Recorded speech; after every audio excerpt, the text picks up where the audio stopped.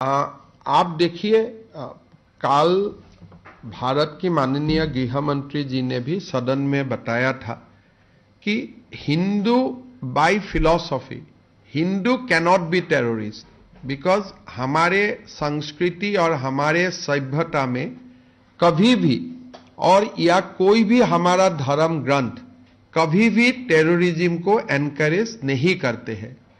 लेकिन कांग्रेस का समय में एक पार्टिकुलर कम्युनिटी को एपीस करने के लिए एक टर्म और एक शब्दावली बनाया गया था कि Hindu terror. Hindu and terror are two diametrically opposite concept. Hindu कभी टेरर को विश्वास करते ही नहीं और हिंदू कभी टेररिस्ट हो ही नहीं सकता है। मेरे लिए ये हमारे लिए अपार संतुष्टि का बात है कि माननीय गृह मंत्री जी जो संसद में जो बात बताए थे, आज मुंबई का एक अदालत ने भी ये हिंदू टेरर का जो कॉन्सेप्ट था इनको डिमोलिश किया और हिंदू टेरर का नाम में जो भी एक्यूज बनाया गया था सारे एक्यूज को दे एक्विटेड और सारे एक्यूज को रिहा कर दिया गया।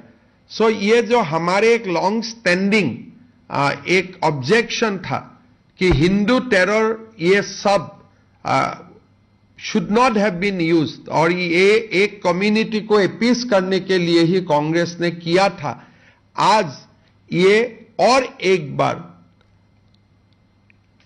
एंडोज हुआ कि हिंदू टेरर बोल के कोई कॉन्सेप्ट पहले भी नहीं था, आगे भी नहीं होगा। There you have indicated for a NIA level probe into the case which is there with Assam SIT.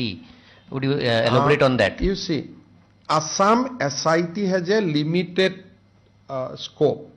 As I told you, we cannot access telephonic interaction, telephonic connection beyond 2 years. Assam has a limitation of 2 years. But NIA can trace things up to 2011, 2010.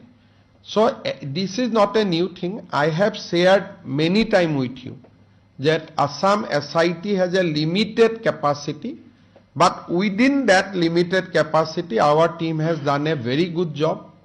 But ultimately, it is related to citizenship, it is related to OIC.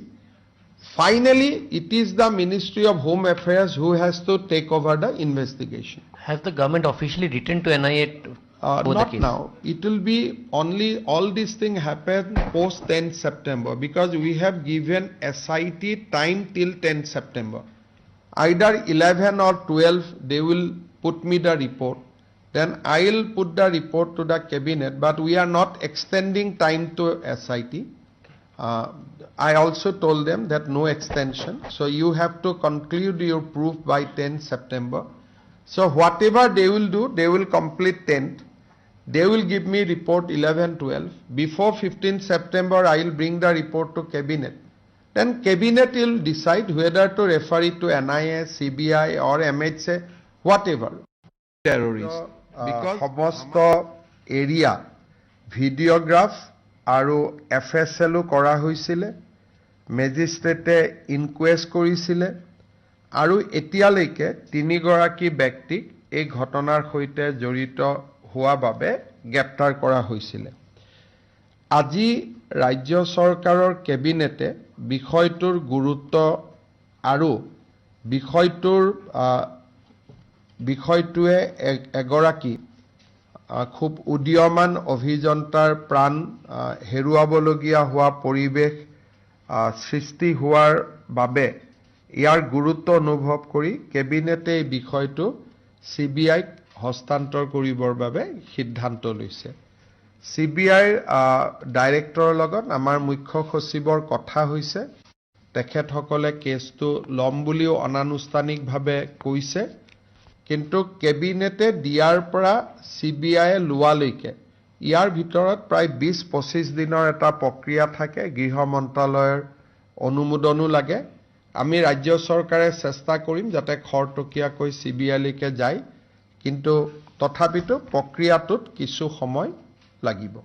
অসমবাসীৰ কাৰণে এইটো একেবাৰে লাজৰ কথা আৰু আমি সকলোৱে খুব লজ্জিত অনুভৱ কৰিছোঁ যে যি ধৰণে সংসদত ভাৰতীয় সেনাবাহিনীৰ ওপৰত আমাৰ অসমৰ সাংসদ এজনে যি ধৰণে কমেণ্ট কৰিলে তেওঁ ইমানলৈকে গ'ল যে মিছাইলটো ওচৰৰ পৰা কিয় নামাৰিলে দূৰৰ পৰা কিয় মাৰিলে সো ইমান ডাঙৰ বিজ্ঞানী যে সেনাই মিছাইলটো ওচৰৰ পৰা কিয় নামাৰিলে দূৰৰ পৰা কিয় মাৰিলে তো ভাৰতে যদি 3000 4000 কিলোমিটাৰ লক্ষ্য ভেদ কৰিব পৰা মিছাইল বনাইছে এটোতো সেনাবাহিনীক অভিনন্দন জনোৱা কথা আছিল তো যিটো ভাষণ দিলে সেই ভাষণটো শুনি এটাই ধাৰণা হ'ল যে তেওঁ ভাৰতক কেতিয়াও ভাল নাপায় নিজৰ ল'ৰা ছোৱালীকো বিদেশী কৰিছে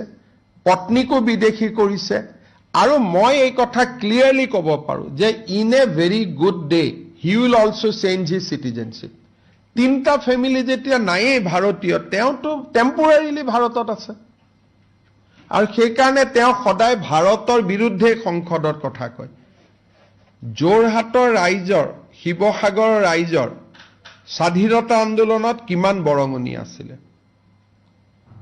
দেশৰ স্বতন্ত্ৰতা সাৰ্বভৌমত্বত যোৰহাটৰ এটা অনবদ্য বৰঙণি আছে অসম আন্দোলনলৈকে সেই স্থানৰ সংসদ গৰাকী আজি পাকিস্তানত গৈ হিৰো হোৱা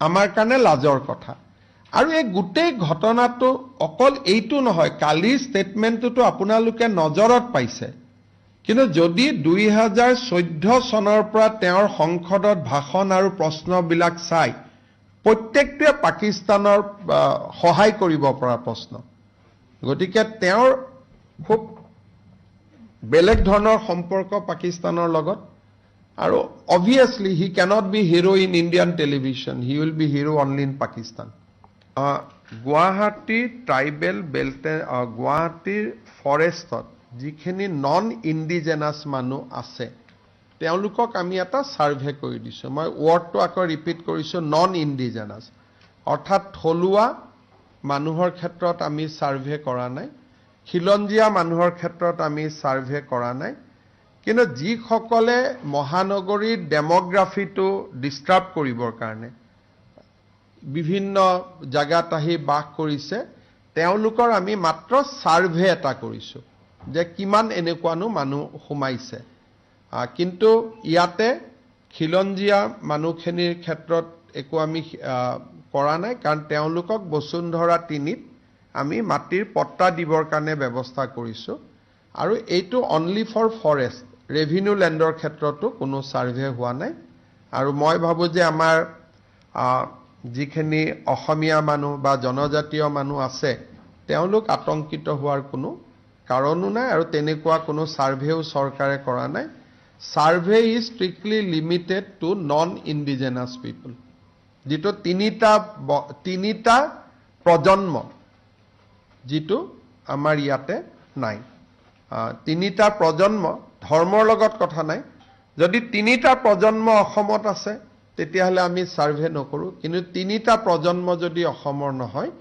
তেতিয়াহলে আমি সাৰ্ভে কৰিম এই চৰকাৰে থলুৱা মানুহৰ মাটি উচ্ছেদ কৰাৰ কোনো চিন্তাও কৰা নাই গতিকে কথাটো মই আজি আকৌ এবাৰ ৰিপিট কৰি দিছো মই দেখি আছো যে দুই এখন পেপাৰে হেডলাইনটো কৰি খিলঞ্জিয়া থলুৱা মানুহৰ কথা কয় আৰু তেওঁলোকে এটা পেনিক সৃষ্টি কৰি কাবাক বচাব চেষ্টা কৰে কিন্তু মই ভাবো যে ৰাইজে আমাক বিশ্বাস কৰে গতিকে কোনো পেনিক নহয় সক মই এটাই কথা আপোনালোকক ক'ব খুজো 1,29,000 বিঘা আমি মাটি মুক্ত কৰিছিলো উৰিয়ামঘাটৰ সফল এভিকশনৰ পিছত নাও ইট হেজ বিকাম 1,39,000 বিঘা অৰ্থাৎ 10,000 বিঘা মাটি আমি আকৌ উৰিয়ামঘাটত মুক্ত কৰিব পাৰিলো I'd like to thank Chief Minister of Nagaland, Sri Nephew Rio also for helping us, cooperating with us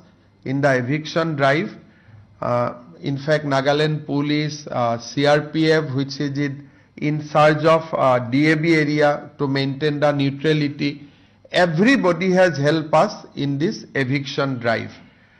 মিয়ালেণ্ডটো হ'ব পাৰে, মিয়ালেণ্ডৰ হোৱাটো কোনো আপত্তি নাই, কিন্তু মিয়ালেণ্ডটো আমি বাংলাদেশত পাতি দিম এণ্ড আমি হেল্পো কৰি দিম।